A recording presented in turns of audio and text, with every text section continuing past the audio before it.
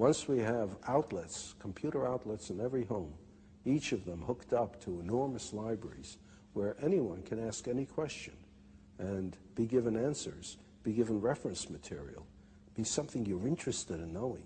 From an early age, however silly it might seem to someone else, that's what you're interested in. And you ask, and you can find out, and you can follow it up.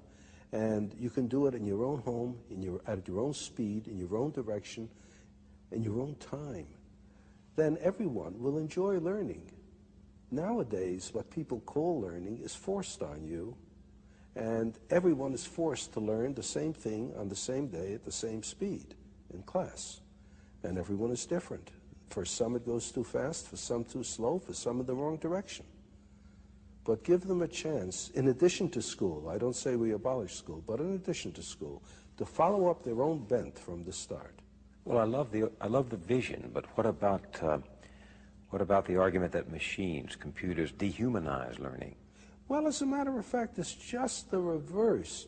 It seems to me that it's through this machine that for the first time we'll be able to have a one-to-one relationship between information source and information consumer, so to speak.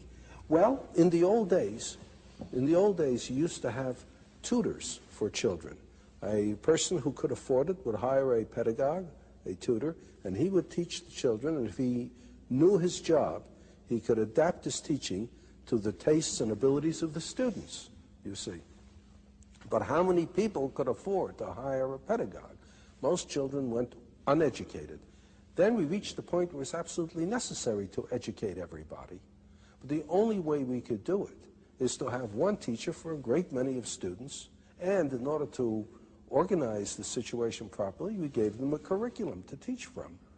So how many teachers are good at this too? Like in everything else, the number of teachers is far greater than the number of good teachers. So we either have a one-to-one relationship for the very few or a one-to-many relationship for the many. Now there's a possibility of a one-to-one relationship for the many. Everyone can have a teacher in the form of access to the gathered knowledge of the human species. Through the libraries that are connected to the computer. That's right. On my desk in my home. Right. I can sit there and call up, well, what if I want to learn only about baseball? Well, that's all right. You learn all you want about baseball, because the more you learn about baseball, the more you might grow interested in mathematics to try to figure out what they mean by those earned run averages and the batting averages and so on. You might, in the end, become more interested in math than baseball if you follow your own bent and you're not told. On the other hand, someone who is interested in mathematics may suddenly find himself very enticed by the problem of how you throw a curved ball. And he may find himself engaged in sports physics, so to speak. Well, why not? Why not?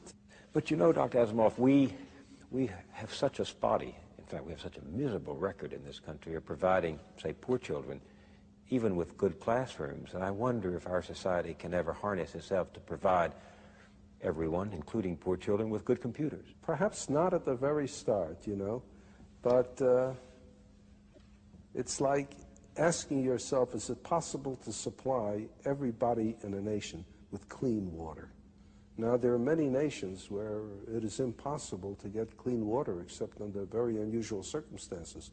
That was one reason why people started drinking beer and wine, because the alcohol killed the germs. If you didn't drink that, you died of cholera. But there are places where you can supply clean water for nearly everyone.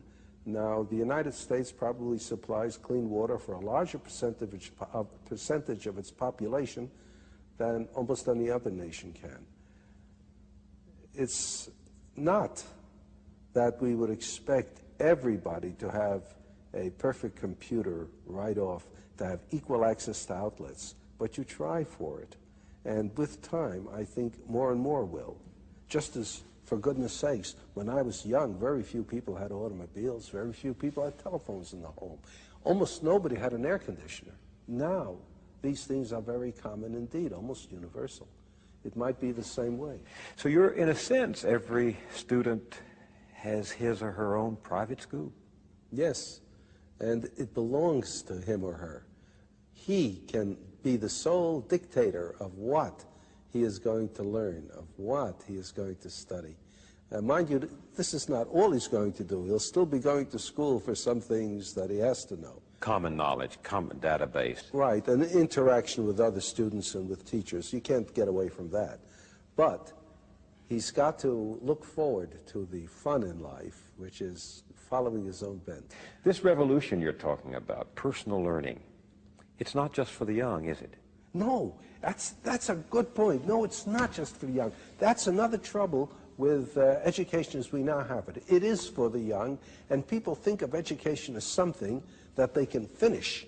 And what's more, when they finish, that's a rite of passage into manhood. Real world. Right. I've finished with school. I'm no more a child. And therefore, anything that reminds you of school, reading books, having ideas, asking questions, that's kid stuff.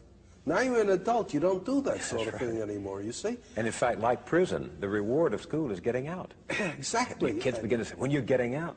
And every kid knows that. Every kid knows the only reason he's in school is because he's a kid and little and weak. And as soon as and in fact, if he manages to get out early, if he drops out, why, he's just a premature man. Yeah, so that's exactly right. In the city, I've talked to some of these dropouts, and they think they're there. They think they've become men because they're out of school. That's right. What's wrong with this? Well, what's wrong with it is you'll have everybody looking forward to no longer learning, and you make them ashamed afterwards of going back to learning. If you have something like this, then anyone, any age, can learn by himself, can continue to be interested. There's no reason then, if you enjoy learning, why you should stop at a given age.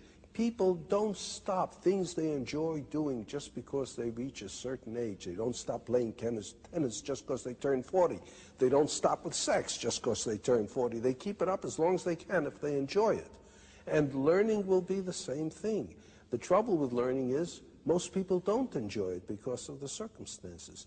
Make it possible for them to enjoy learning, and they'll keep it up. There's the famous story about Oliver Wendell Holmes, who lived to be well into his 90s. He was in the hospital one time. He had not long to live. He was over 90 already. And President Roosevelt came to see him. And there was Oliver Wendell Holmes reading a Greek grammar. And Roosevelt said, "Why are you reading a Greek grammar, Mr. Holmes?"